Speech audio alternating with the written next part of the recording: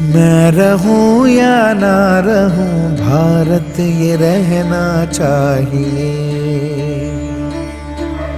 जैविक हथियार बनाना या फिर उसे रखना प्रतिबंधित है। 1972 में बायोलॉजिकल वेपन्स कन्वेंशन के दौरान इसे प्रतिबंधित कर दिया गया था। 2013 में दुनिया के 180 देश इस संधि में शामिल हो चुके हैं। सभी देशों का एक ही मत है कि जैविक हथियार इंसानियत के लिए खतरा है। फिर वर्तमान तबाही का गुनहगार कौन है, उसे चिन्हित करने में पूरी दुनिया असहाय क्यों है, यह विचारणीय है। उल्लेखनीय है कि अमेरिका, यूनाइटेड किंगडम, कनाडा, चीन, Cuba, France, Germany, Iran, Israel, Japan, Libya, रूस, नॉर्थ कोरिया जैसे देशों के पास जैविक हथियार मौजूद हैं। दुनिया में कई तरह के जैविक हथियार हैं। अमेरिका, ब्रिटेन और रूस पर जैविक हमले के आरोप लगाते रहे। 2016 में अंतर्राष्ट्रीय खुफिया संगठन ने आशंका जताई थी कि खूंखार आतंकवादी संगठन इस्लामिक स्टेट जैविक हथियारों तक पहुंचने में लगा हुआ है। उस वक्त अमेरिकी सेना के एक वरिष्ठ अधिकारी जेम्स स्टावारिडिस ने चेतावनी दी थी कि इलोवा और जीका जैसे रोगों के वायरस यदि आतंकियों के हाथ लग गए तो कोहराम मच जाएगा, 40 करोड़ से ज्यादा लोगों की मौत होगी। रिचर्ड एम एब्राइट का एक लेख 2017 के अनुसार Wuhan industry of biology WIV के बारे में लिखा था, जिसमें उल्लिखित किया कि सार्स वायरस इससे पहले बीजिंग में उच्च स्तरीय रोकथाम सुविधाओं की गलती से लीक हुआ था। यह कथन क्या सिद्ध नहीं करता कि कोरोना वायरस का संक्रमण दैवीय विपदा नहीं, मानव निर्मित षड्यंत्र है। जॉन मार्क मिले, जो कि अमेरिका के संयुक्त चीफ ऑफ स्टाफ के अध्यक्ष हैं, उन्होंने कहा कि संक्रमण की वजह प्राकृतिक प्रतीत होती है, लेकिन इसे प्रमाणित तौर पर नहीं कहा जा सकता। वाशिंगटन पोस्ट स्तंभ जोस रोजन ने अमेरिकी दूतावास के वैज्ञानिकों द्वारा वुहान इंडस्ट्री ऑफ बायोलॉजी के लिए बनाई गई 2018 के यात्रा के दौरान अमेरिकी अधिकारियों ने जो कुछ भी सीखा वह उनके लिए चिंतित होने का कारण था, जिसकी जानकारी के बाद संदेही लेकिन गैर स्पष्ट कारणों से अमेरिकी अधिकारियों को वाशिंगटन वापस भेज दिया गया। कैलिफोर्निया विश्वविद्यालय डेविस में महामारी विज्ञान के प्रोफेसर जॉन मर्चेंट का कहना है कि वुहान इंडस्ट्री ऑफ बायोलॉजी में स्टाफ को अमेरिकी प्रयोगशाला में प्रशिक्षित किया गया था। सभी आवश्यक मानकों का ध्यान रखा गया था, इसलिए कोरोना वायरस प्रयोगशाला की दुर्घटना नहीं माना जा सकता।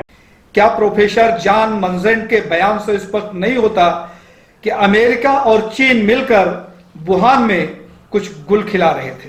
राष्ट्रीय सुरक्षा परिषद के प्रमुख एंथोनी एगेरो, जो कि सामूहिक विनाश पर नजर रखने के लिए जिम्मेदार थे, उन्होंने कोरोना पर किसी भी तरह की टिप्पणी करने से इनकार कर दिया।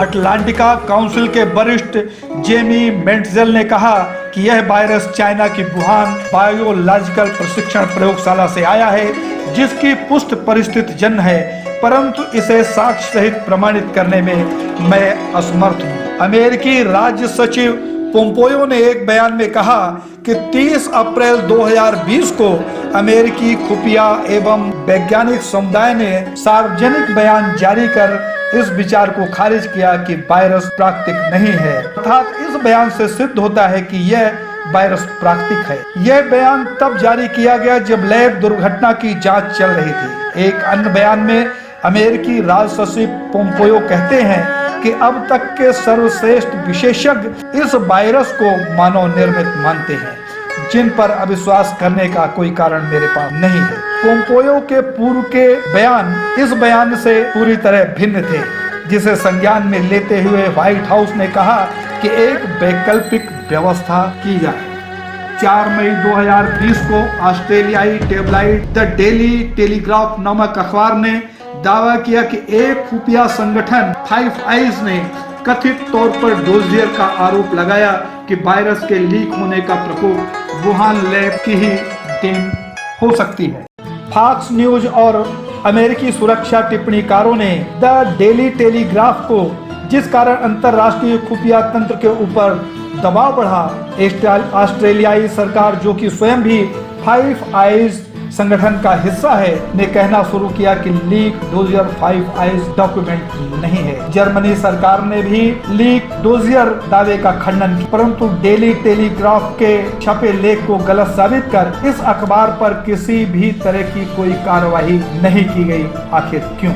2015 में सी झेंगली सहित शोध के एक अंतर्राष्ट्रीय समुदाय द्वारा नेचर मेडिसिन में एक अध्ययन प्रकाशित किया था, जिसके आधार पर कोरोना को मानव निर्मित इंजीनियरिंग द्वारा 2019 के वुहान से उत्पत्ति की पहचान की गई। द इकोनॉमिस्ट अखबार, London global times, Sindhu news agency, NBC news जैसे बड़े अखबारों ने अनेकों तर्क दिए जिस पर वहां की सरकारों को टिप्पणी करनी पड़ी, परंतु किसी सरकार ने कोरोना वायरस के मानव निर्मित अथवा प्राकृतिक होने की पुष्टि पूरी तरह नहीं की। मतलब साफ है, यह वायरस आज भी रहस्यमयी है। आश्चर्य की बात है, जब पूरी दुनिया में मात्र 160 लोग ही कोरोना से मरे थे, तब चाइना ने वुहान में ही 2 दिन के भीतर 1000 बेड का अस्पताल बनाया था। स्कूल, कॉलेज, सड़क, म्यूजियम, स्टेडियम या कोई स्मारक नहीं, अस्पताल बनाया था। अचानक बनने वाले इस अस्पताल ने दुनिया को अचंभित क्यों नहीं किया? 20 फरवरी को अमेरिकन अधिकारी ने आरोप लगाया कि रूस इस विघटन अभियान के पीछे है। वही रूस ने ट्विटर, फेसबुक, इंस्टाग्राम पर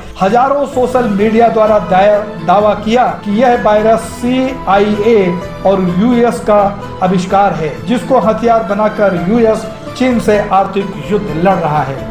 ईरान के उप स्वास्थ्य मंत्री रेजा मांडूखुडे ने भी दावा किया कि यह वायरस एक जैविक हथियार है। चीन के वुहान शहर में कोरोना वायरस प्रकोप के परिणाम पर चर्चा के लिए महामारी रेमुलेशन इवेंट 201 का आयोजन किया, जो कि अमेरिका के जॉन हॉकिंस विश्वविद्यालय द्वारा आयोजित किया गया, जिसमें चर्चा का विषय था कि वैश्विक महामारी के समय सरकार और अधिकारी संभावित विनाशकारी परिणामों के साथ क्या और कैसा व्यवहार करेंगे। संभावित महामारी के परिणाम क्या होंगे? ऐसा करने के लिए संभावित महामारी में इस्तेमाल किए जाने वाला virus CAPS, corona virus associates pulmonary सिमोड कहते हैं।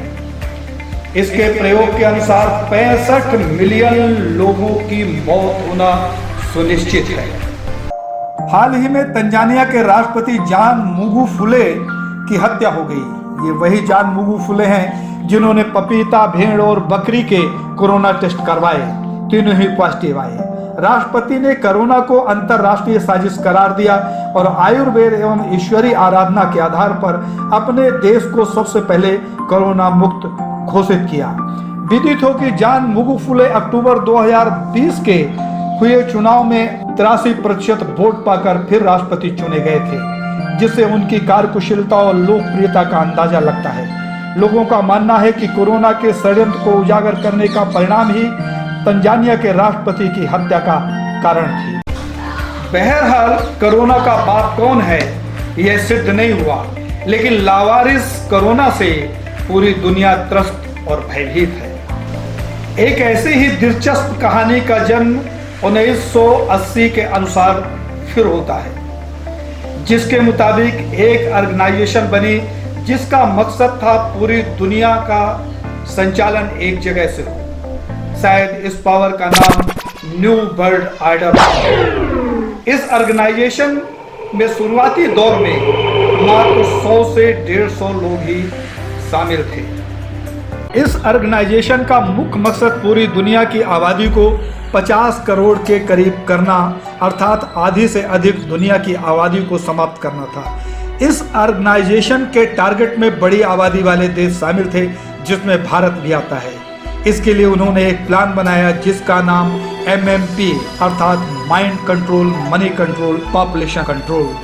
माइंड कंट्रोल के लिए सोशल मीडिया को सशक्त करने का काम किया गया। लोगों का भरोसा उस पर पैदा हो, लोग सोशल मीडिया की बात को सही माने और उसे स्वीकार करें। सोशल मीडिया ने उसी प्लान के चलते समाज में डर पैदा किया और जनता के माइंड को पूरी तरह कंट्रोल करने का काम किया। दुनिया के विश्वसनीय मीडिया ने भी समाज को भयभीत कर अपनी बात मनवाने का काम किया, जिसे स्पष्ट देखा, सुना व समझा जा सकता है। विचारणीय है कि कहीं दुनिया का मीडिया और सोशल मीडिया का नया स्वरूप एमएमपी के माइंड कंट्रोल प्लान का हिस्सा तो नहीं है। कंट्रोल के लिए लेस कैश व्यवस्था को मोहरा बनाया गया। कहने के लिए हमारे पास पैसे तो होंगे, लेकिन उस पैसे पर हमारा अधिकार नहीं होगा। लोगों की जरूरत के समय खुद का पैसा भी हाथ में नहीं होगा, अर्थात लोग अपने पैसे अपनी जरूरत के लिए सरकार के आश्रित रहेंगे।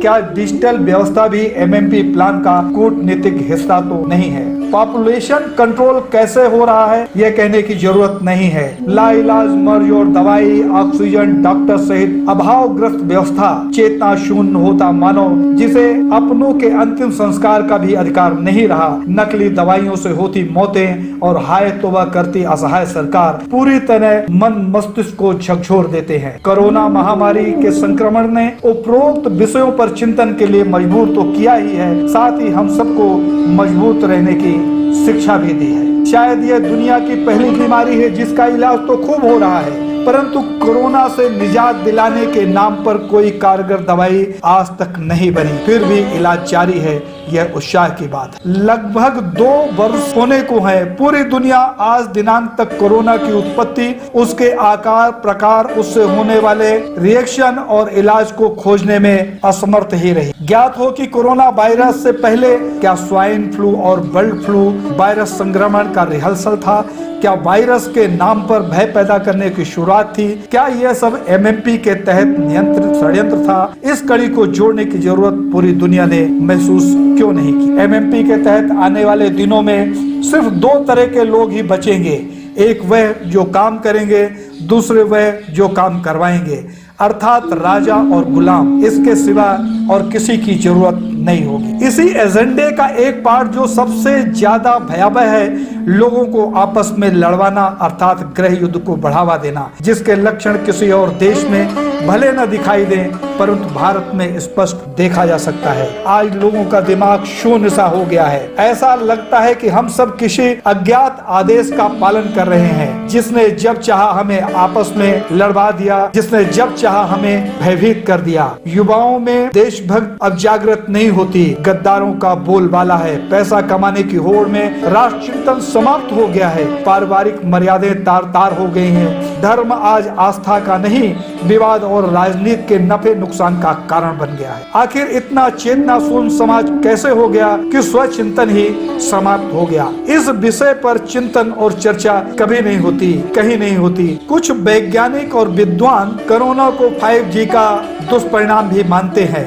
4G ने हमारे घर की गौरैया, चिड़िया एवं तोता को लगभग पूरी तरीके से समाप्त कर दिया। समाज में स्वीपर का काम करने वाले गिद्ध और बाज पूरी तरीके से समाप्त हो गए। हर व्यक्ति हार्ट का मरीज हो गया, आंखों की रोशनी जाने लगी, याददाश्त पूरी तरह समाप्त हो गई। सर दर्द और अनिद्रा का शिकार संपूर्ण समाज और विक्षिप्त सा दिखने लगा, जिसका खुली आंखों और स्वस्थ मन से आंकलन करने की जरूरत है।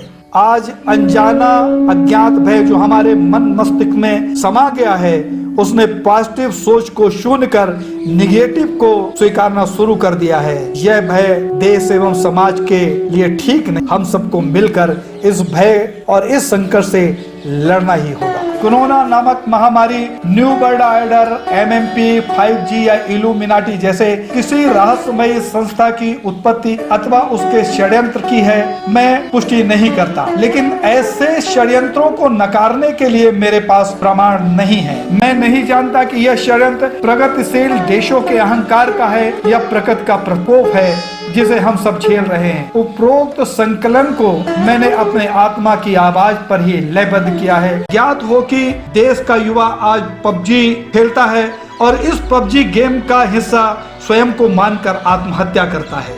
देश का बेरोजगार युवा रमी खेलता है क्योंकि इसका विज्ञापन उसके मोबाइल पर आता है। आज की युवा पीढ़ी चरित्रहीन होकर सोशल मीडिया में गाली गलौज करने और नग्नता परोसने में लगी है, क्योंकि ऐसे विषयों पर उसे आर्थिक लाभ मिलता है। स्पष्ट है कि देश का संचालन आज सोशल मीडिया और गूगल के हाथों में है। स्वयं की सोच पूरी तरह समाप्त हो चुकी है। मेरे खिलाफ रचे जाने वाले षड्यंत्रों से मैं सतत संघर्ष कर रहा हूँ। इस संघर्ष में यदि विजयी रहा और जीवित बचा तो सभी से फिर मुलाकात होगी। अन्यथा सभी स्वाभिमानी जनों को, देशभक्त हिंदुओं को मैं देवेंद्र पांडे पुनः प्रणाम करता हूँ। सादर वंदे मातरम। जय हिंद, जय हिंदू राष्ट्र।